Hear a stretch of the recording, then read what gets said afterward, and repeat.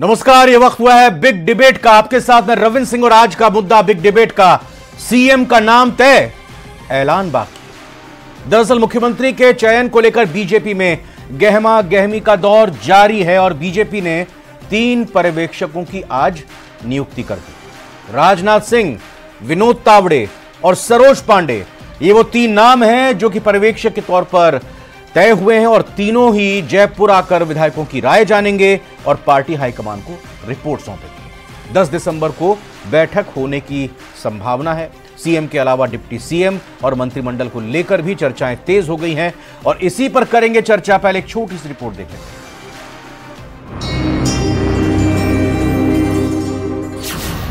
CM के चुनाव को लेकर काउंटडाउन, पर्यवेक्षक नियुक्त।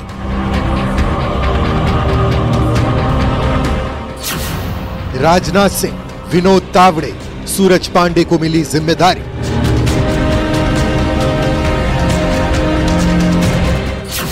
शनिवार या रविवार को हो सकती है विधायक दल की बैठक।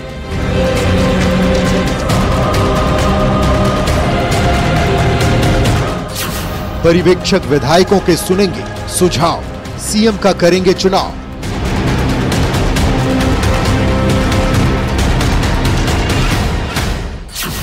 सीएम का नाम तय, ऐलान बाकी। तो ऐलान बाकी है, किसके नाम का ऐलान होगा, कब तक ऐलान होगा, ये तो अभी नहीं कहा जा सकता, लेकिन कयास लगाए जा सकते हैं, चर्चा की जा सकती है, विश्लेषण किया जा सकता है। हमारे साथ 2 खास मेहमान जुड़ चुके हैं, आगे भी और खास मेहमान जुड़ेंगे। पहले जो जुड़ चुके हैं मेहमान, उनका परिचय कराते हैं। सीएल यादव, प्रवक्ता है कांग्रेस के, बहुत बहुत स्वागत यादव साहब आपका। और महेश शर्मा जी, वरिष्ठ पत्रकार के तौर पर हमारे साथ जुड़ चुके हैं। तो सीएल यादव साहब, 3 पर्यवेक्षक आज बीजेपी की तरफ से घोषित किए जा चुके हैं और यह माना जाएगा कि बहुत जल्द अब सीएम मिल जाएगा आपके और हमारे राजस्थान को। देखिए साहब, 6 दिन हो गए हैं चुनाव का परिणाम आए और प्रदेश आज इस स्थिति में। 6 दिन तो नहीं हुए, 5 दिन हो गए। सीएम 6 दिन हो गए। क्या कह रहे हो साहब? मैंने कहा 5 दिन हो गए, 3 तारीख को नतीजे आए थे। नहीं, 6 दिन हो गए, 3 तारीख से लगाओ, 6 दिन हो गए सब। और ये इतिहास रहा है भाजपा का, एक अकेला सब पे भारी, डिसाइड नहीं कर पा रहा कि कौन होगा सीएम। जबकि चुनाव से पहले होता था कि साहब पूरा राजस्थान ये मान के चल रहा था कि जो फेस है, जिसके नाम पे वोट मांगे जा रहे हैं, या तो सीएम होगा कमल का फूल या नरेंद्र मोदी जी सीएम पीएम पद से इस्तीफा देकर के आएंगे और राजस्थान के सीएम बनेंगे। हम तो यही मान के चल रहे थे कि इतने दिनों से कि नरेंद्र मोदी जी राजस्थान के सीएम बनने वाले हैं या सीएम बनेगा कमल का फूल, जैसे कि वो राम जी के जमाने। आप क्या मानकर चल रहे थे? क्या मानकर चल रहे थे आप? क्या मानकर चल रहे थे यादव जी? ये आप मानकर चल रहे थे, कांग्रेस मानकर चल रही थी? नहीं, कांग्रेस पार्टी मान के क्या मानकर चल रही थी? नरेंद्र मोदी राजस्थान के सीएम बनेंगे, इस्तीफा देके आएंगे पीएम से। अच्छा, ऐसा होता है कहीं? जनता को ऐसा होता है कहीं? पीएम जो है वापस सीएम, पीएम जो है सीएम बनेगा, ऐसा होता है कहीं? ये पिछले 10 सालों से आपके पार्टी के सीएम राष्ट्रीय अध्यक्ष नहीं बनते, उस पद को ठुकरा देते हैं। आप कह रहे हो पीएम सीएम बनेंगे? थोड़ा सा तो सोचिए भाई। नहीं, हम नहीं कह रहे, नहीं भाजपा कह रही थी। मजाक भी एक तरीके से मोदी जी के चेहरे पे वोट दो, कमल के फूल पे वोट दो। हम नहीं कह रहे, ये तो भाजपा कह रही थी मोदी जी के चेहरे पे वोट दो, मोदी जी कमल के फूल पे वोट दो। कमल के फूल पे कहा था, मोदी जी के चेहरे पे नहीं, कमल के फूल पर। कमल के फूल को बना दो ना साहब, चरण पादुका की तरह। अच्छा, आपने कहा 6 दिन हो गए, मैं गणित तो पढ़ाने आया नहीं हूं आपको, 5 दिन बनते हैं। अब ये बताइए कि पिछली बार 2018 में कांग्रेस को कितने दिन लग गए थे? 17 तारीख को हमारी सरकार बन गई थी, 11 तारीख को परिणाम आए थे। हाँ, कितने दिन लग गए थे? 17 तारीख को सरकार बन गई थी हमारी, 11 तारीख को परिणाम आए थे। कितने दिन होते हैं? आप मेरे से ज्यादा बेहतर गणित जानते हो। तो कितना, फिर आपको क्या लग रहा है? मतलब ठीक है, आप ही के रास्ते पर चल रहे हैं साहब। अभी आप ही के रास्ते पर चल रहे हैं। आएंगे 10 तारीख को मीटिंग लेंगे, कितने दिन होते हैं आप ही बता दीजिए जी। जो आदमी 3.5 घंटे में देश को बंद कर सकते हैं, हाँ। जो 3.5 घंटे में देश के ऊपर नोटबंदी थोप सकते हैं, जो बिना तैयारी के देश के ऊपर जीएसटी थोप सकते हैं, बिना 3 किसान काले कानून बिना बहस के जो देश के ऊपर थोप सकते हैं, उनको 6 दिन से है ना सीएम का चेहरा ढूंढने। निरंजन पोद्दार जी भी मेरे साथ जुड़ चुके हैं राजनीतिक विश्लेषक। निरंजन जी, मैं आप ही को आपसे जानना चाहूंगा, सीएल यादव जी की सीएल यादव जी की, कांग्रेस की ये चिंता कितनी जायज और कितनी वाजिब आपको लगती है कि इतने दिन हो गए अभी तक नाम का ऐलान नहीं हुआ है? देखिए रविंद्र जी, अगर यादव जी की बात करूं या कांग्रेस पार्टी की बात करूं तो ये राजनीतिक व्यक्ति हैं और इनके राजनीतिक बयान अपने हिसाब से देते हैं, लेकिन वास्तविकता ये है, अगर मैं इनकी बात करूं तो इनकी कहानी वो है, हम हैं वहां हम थे जहां। और जिस तरीके से अभी चुनाव परिणाम आए हैं और उन चुनाव परिणामों के अंदर भारतीय जनता पार्टी और कांग्रेस के दोनों की जो स्थितियां हैं उनको देखते हुए भी अगर आज ये तो मान के चलिए कि जिस तरीके से पिछले कई वर्षों से हम देख रहे हैं, पिछले 9-10 वर्षों से केवल मोदी जी का कुर्ता खींचने का काम कर रहे हैं और उसके अंदर ये अपनी कहां त्रुटियां हैं या क्यों जनता से कनेक्ट नहीं कर पा रहे उस बारे में। यादव जी का कहना है कि कांग्रेस मानकर चल रही थी कि मोदी जी सीएम आकर बनेंगे यहां पर। श्रीमान जी, ये तो हमने आपको 4 साल राजस्थान के अंदर सभी पूरी दुनिया ने देखा है कि किस तरीके से राजस्थान की जो सरकार है वो होटलों से रिजोर्ट से जो चलती थी और किस तरीके से चाहे अब राजस्थान की बात कर लीजिए 2018 की, चाहे 2023 की, आप कर्नाटका की बात कर लीजिए, राजस्थान रिजोर्ट की एंट्री तो इस बार भी हो गई है निरंजन जी। लेकिन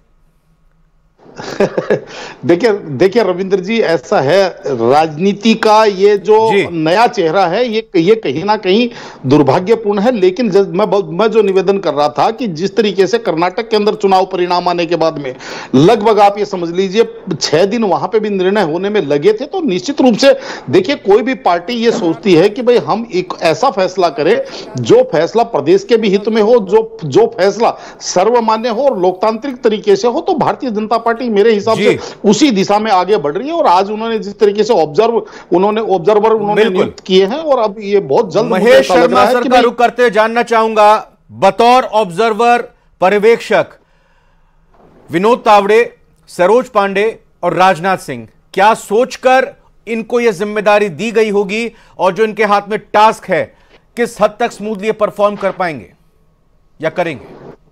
देखिए, जहां तक राजनाथ सिंह की जो बात है वो निश्चित रूप से राजस्थान की राजनीति को बहुत पहले से जानते हैं। भैरव सिंह शेखावत के समय पे भी कह दीजिए और दूसरे जितने भी हुए हैं, जब भी मतलब बीजेपी की सरकार बनी है तब से मतलब बहुत अच्छी तरह से वाकिफ हूँ। और यहाँ के जितने भी जो भी नेता हैं वगैरह वो काफी उनके नजदीक रहे, तो इनका अनुभव है अपना, मतलब क्या कहते हैं। और जो दूसरे जो उनके मतलब 2 जो पर्यवेक्षक है उनका भी मतलब अच्छा ग्राउंड रहा है। और पार्टी बीजेपी में एक ये खासियत ये इस बात की है कि इनके जो प्रचारक और जिस तरह से भाजपा के जो नेता जो हैं वो हर राज्य के बारे में और नेताओं के बारे में सब कुछ अच्छी तरह से जानते हैं। अब इनको जो नियुक्त इसलिए किया गया है क्योंकि इसमें सामूहिक नेतृत्व की बात हुई थी, जो चुनाव लड़ा गया था मुख्य रूप से, तो उसमें सामूहिक नेतृत्व किसी का चेहरा नहीं बताया था। ऐसी सूरत में कि अधिकांश जो विधायक जो चुने हुए हैं 115, उनमें से किनको मतलब क्या कहते हैं लोग ज्यादा पसंद कर रहे हैं। हर व्यक्ति अपने अपने दावे अपने अपने हिसाब से कर रहा है। कोई केंद्रीय मंत्री होने के दावे से कर रहा है, कोई मतलब स्थानों में कि हम यहाँ से भी चुनाव लड़े हैं, वहां से भी जीते हैं, वहां से भी जीते हैं, तो इसका भी दावा कर रहा है। और फिर कोई ये कह रहा है कि मैं 2 बार मतलब क्या कहते हैं मुख्यमंत्री बना हूं, तो वो भी एक अपना दावा है। और एक मैं केंद्रीय मंत्री रहा हूं, ये वगैरह। ऐसी सूरत में चूंकि सामूहिक नेतृत्व में चुनाव लड़ा है तो पर्यवेक्षक से ये मान कि ज्यादा से ज्यादा इन लोगों को पसंद किया जा रहा है। ये पर्यवेक्षक इस चीज का पता लगा करके नहीं। महेश जी क्या आपको ऐसा लग रहा है कि ये पर्यवेक्षक एमएलएस की मीटिंग में ये पता लगाएंगे कि उनकी पसंद, उनकी चॉइस क्या है, या आपको ये लगता है कि ये मैसेज लेंगे नहीं मैसेज देंगे? देखिए, ये वो वाली जो चीज है, दोनों ही चीज है। और ये पसंद करने के बाद में फिर तय होगा कि मुख्यमंत्री कौन बनेगा। और शायद हो सकता है कि उस मीटिंग के बाद ही जो 10 दिसंबर आप जो बता रहे हो उसके बाद में ही कोई फैसला हो जाए। वैसे ये तो मान के चलिएगा कि जो चेहरा है वो पार्टी आला कमान ने तय कर दिया, बस अनाउंसमेंट करने की जरूरत है। वही तो जानना चाह रहा था। विधायकों की मोहर लगने की जरूरत है, भाई आपको ये चेहरा पसंद है या नहीं है, आपकी क्या राय है। और संभवतः ये एक विकल्प के रूप में ये भी चीज हो सकती है, या फिर सबके जायजा, क्योंकि दावेदारी में निरंजन जी मैं आपको जोड़ रहा हूं। निरंजन जी एक बात बताइए, विधायकों की मोहर की सहमति की जरूरत है, विधायकों के पास कोई ऑप्शन है क्या? क्योंकि इसलिए हम कह रहे हैं कि जब सभी कमल के फूल के निशान पर जीत के आए हैं, प्रधानमंत्री नरेंद्र मोदी को इसकी जीत का श्रेय दिया जा रहा है, तो इस सहमति के अलावा क्या विधायक के पास तो कोई और चारा है ही नहीं? रविंद्र जी, निश्चित रूप से आपकी बात बिल्कुल सही है, लेकिन इसके अंदर एक चीज देखनी पड़ती है, और वो चीज ये है कि विधायकों के, ज्यादातर विधायकों की पसंद कौन है और किसका इकबाल इन विधायकों के ऊपर रहेगा। ये चीज सबसे महत्वपूर्ण चीज होती है, क्योंकि जो भी नेता होता है, जो भी आप ये मान के चलिए मुख्यमंत्री होता है या प्रधानमंत्री होता है, जब नेता होता है तो उसका प्रदेश के अंदर इकबाल होना बहुत अति आवश्यक है। क्योंकि हमने जिस तरीके से 10 साल हमने मनमोहन सिंह जी को प्रधानमंत्री देखा, तो प्रधानमंत्री की कुर्सी का तो सम्मान होता है, लेकिन नेता का इकबाल जब नहीं होता है तो सरकारें कैसे चलती हैं। आपने देखा होगा कि किस तरीके से जो सहयोगी पार्टियां हैं उन्होंने अपने अपने हिसाब से, जिसको कहते हैं सुपर पीएम या सुपर सीएम भी हमने सुने हैं भारत की राजनीति के अंदर, लेकिन यहां पे भारतीय जनता पार्टी मेरे हिसाब से ऐसा नहीं करना चाहेगी। उसका कारण यह है कि भारतीय जनता पार्टी नई राजनीति गढ़ने के लिए आतुर है, और भारतीय जनता पार्टी को टास्क भी बड़ा मिला है। जिस तरीके से मैं बार बार कहता हूं कि जो चुनावी वर्ष है, उस चुनावी वर्ष के अंदर जो घोषणाएं हुई या जो योजनाएं लागू की, उनको धरातल पे उतारना भारतीय जनता पार्टी के लिए मेरे हिसाब से कठिन और बड़ा टास्क है। तो भारतीय जनता पार्टी चाहेगी कि ऐसा नेतृत्व हो जो राजस्थान का मुख्यमंत्री पद को सुशोभित करे, सीएल यादव साहब कनेक्ट भी करे। जानकारी यह भी निकल कर आ रही है कि हो सकता है कि मुख्यमंत्री के साथ साथ इस बार 2 उप मुख्यमंत्री भी हों। आपकी जब कांग्रेस की सरकार 2018 में आई थी तो एक मुख्यमंत्री और एक उप मुख्यमंत्री थे, बाद में भले ही उनको हटा दिया गया और जो भी कारण रहा उसमें नहीं पढ़ना चाहते हम। तो लगता है आपको कि ये ठीक रहेगा अब राजस्थान जैसे बड़े राज्य के लिए एक मुख्यमंत्री और उनको असिस्ट करने के लिए 2 मुख्यमंत्री, बाकी मंत्रिमंडल की टीम तो रहेगी साथ में? रविंदर जी, जिस प्रकार से खबरें आ रही है सूत्रों के हवाले से, आपके मीडिया के हवाले से, उस हिसाब से लग रहा है कि राजस्थान में 15-15 दिन के सीएम बनने वाले हैं। अच्छा, वो 2 महीने 3 महीने 6 महीने वाली भूल जाए, 15-15 दिन के सीएम बनने वाले हैं, जो खबरें आ रही है सूत्रों के हवाले से। अच्छा, ये कहां से आई खबर? कौन से सीएम और कौन से डिप्टी सीएम की बातें कर रहे हैं? अगर 15-15 सुनिए यादव जी, अगर 15-15 दिनों के सीएम बनने लगे 5 साल तक, तो फिर तो कांग्रेस के विधायकों का भी नंबर आ जाएगा। फिर यही होगा साहब, इन्होंने कांग्रेस के विधायकों का भी नंबर आ जाएगा इस हिसाब से, करके नफरत फैला करके सत्ता खिलाई है। यही होना है, क्योंकि इनकी गारंटियां पूरी नहीं होनी है। पिछले 10 साल से देख रहे हैं वो कहाँ गए 2 करोड़ रोजगार प्रतिवर्ष, कहाँ गए? जीडीपी किसानों की आय 2022 में दुगनी, आपके सामने है ना, 5 ट्रिलियन की इकोनॉमी जुमले में हो रह गई।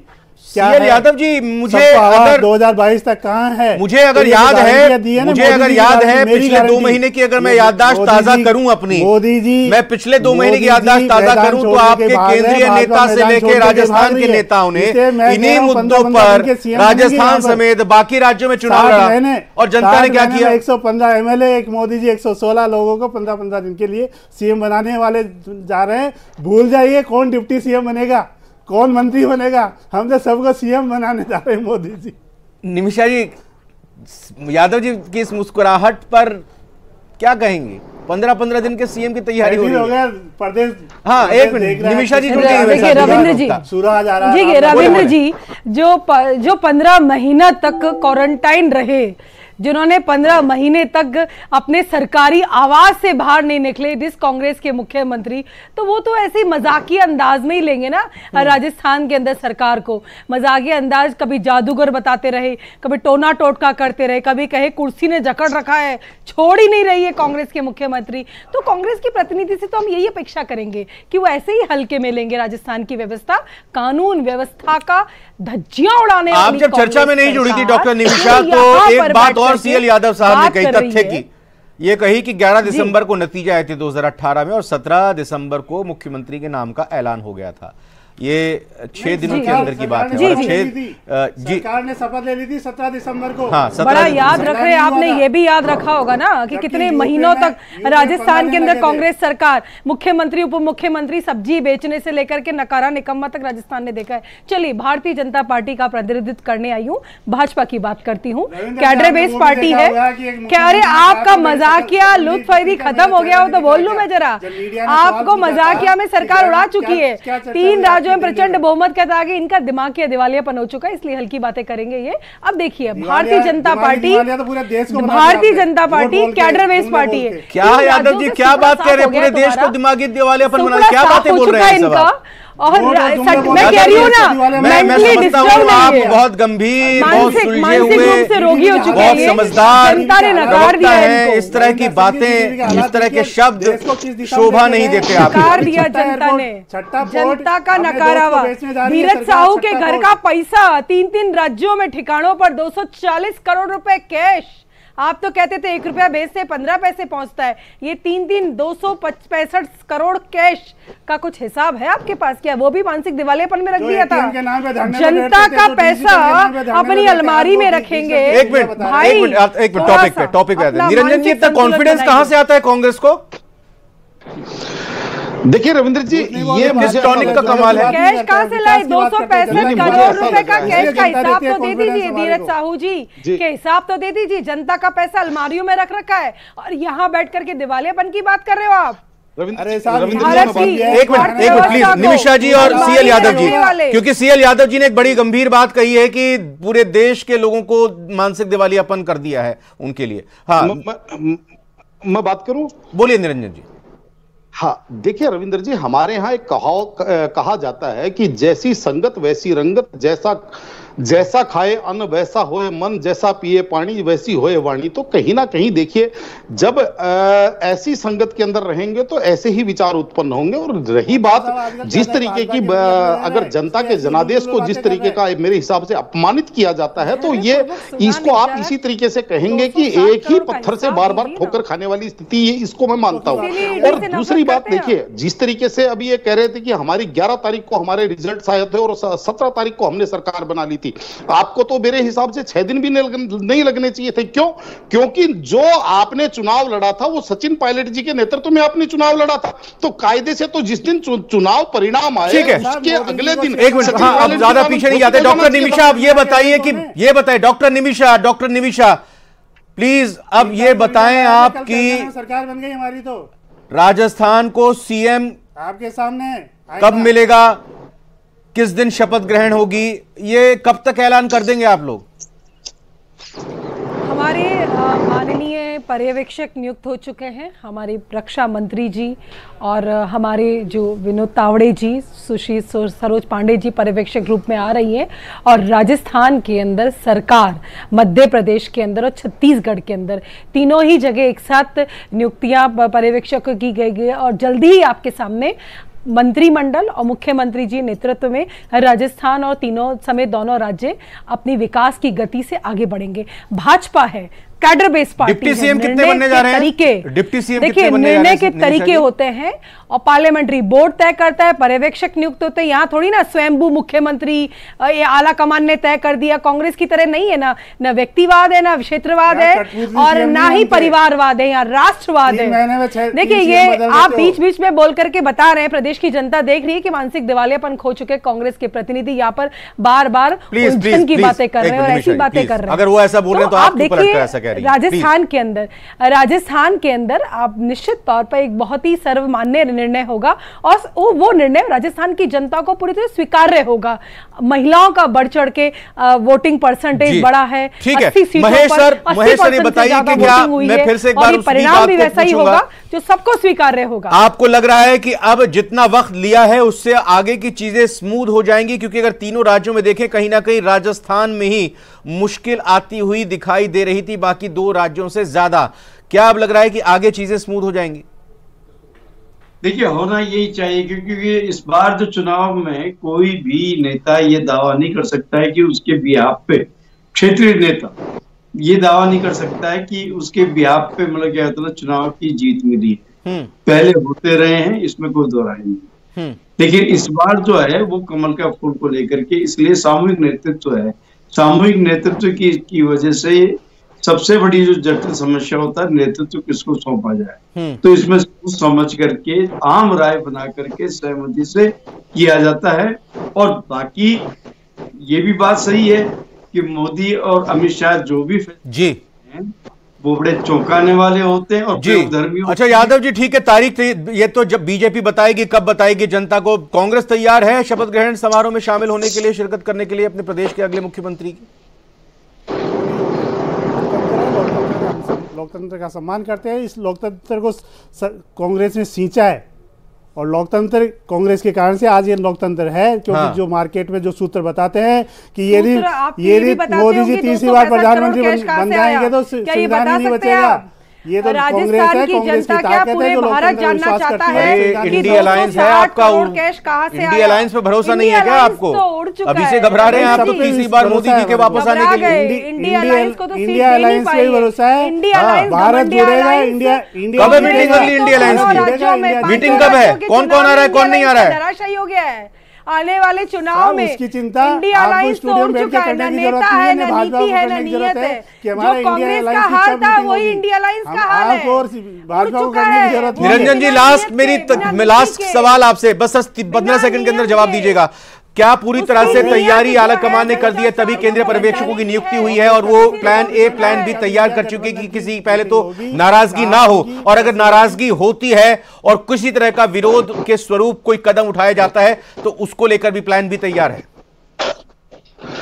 देखिए रविंद्र जी, भारतीय जनता पार्टी के अंदर नाराजगी वाली कोई परिस्थिति बनती ही नहीं है। अगर मैं बात करूं महाराष्ट्र की, तो महाराष्ट्र के अंदर जिस तरीके से फडणवीस जी को डिमोशन करके उप मुख्यमंत्री बनाया, कहीं कोई चूं तक, क्या मैं बता रहा हूं, गुजरात के अंदर रूपाणी जी को एक रात में बदला, कहीं कोई चूं तक नहीं। तो कहने का तात्पर्य ये भारतीय जनता पार्टी है और यहाँ पे जिस तरीके से अनुशासन एक प्रमुखता दी जाती है, और साथ में आप इस चीज को भी समझ के चलिए, जो आदमी भारतीय जनता पार्टी के साथ आंखें दिखाता है या भारतीय जनता पार्टी के साथ गर्रू फर्रू करता है, उसका राजनीतिक भविष्य अंधकार में चला जाता है। अनेकों उदाहरण है। तो मेरे हिसाब से भारतीय जनता पार्टी का केंद्रीय नेतृत्व। निमिषा जी, आपस में बात मत करिए, आपस में बात मत करिए। 10 सेकंड के दर्शकों को बता दीजिए जो कहना चाह रही थी आप। 10 सेकंड बस। निमिषा जी देखिए, राजस्थान, देखिए भारत के अंदर कांग्रेस के प्रति विश्वास और जिससे क्रेडिबिलिटी खत्म हो चुकी है। जो कहते थे 1 रुपया निकलता है 15 पैसे पहुंचते हैं, वो जो 85 पैसे का हिसाब है वो करोड़ों कैश मिल रहा है। इसीलिए समझ में आ रहा है कि ईडी से नफरत क्यों है, जांच एजेंसी से नफरत क्यों है। बिल्कुल निमिषा जी, इंतजार है, सबको इंतजार है। ठीक है, वो प्रक्रिया का हिस्सा आपका हो सकता है कि पर्यवेक्षकों की नियुक्ति हो, फिर विधायक दल की बैठक हो, फिर जाके सेंट्रल बोर्ड में पार्लियामेंट्री बोर्ड को बताया जाए, फिर उसके बाद चर्चा मंथन हो। लेकिन लोग, चूंकि मैंडेट आप लोगों को मिला है, लोग अब चाहते हैं कि जल्द से जल्द मुख्यमंत्री के नाम का ऐलान हो, और वो उनके सब्र का इम्तिहान जिस तरह से हो रहा है नाम को लेकर, हम जानते हैं कुछ ना कुछ सोच समझ कर ही फैसला लिया जाएगा। लेकिन लोग जल्द से जल्द चाहते हैं कि नाम का ऐलान हो। मैं चारों ही मेहमानों का बहुत धन्यवाद करना चाहूंगा। हमारे साथ बिग डिबेट की इस चर्चा में आप लोग शामिल हुए। फिलहाल एक छोटे से ब्रेक का वक्त है, आप देख रहे हैं।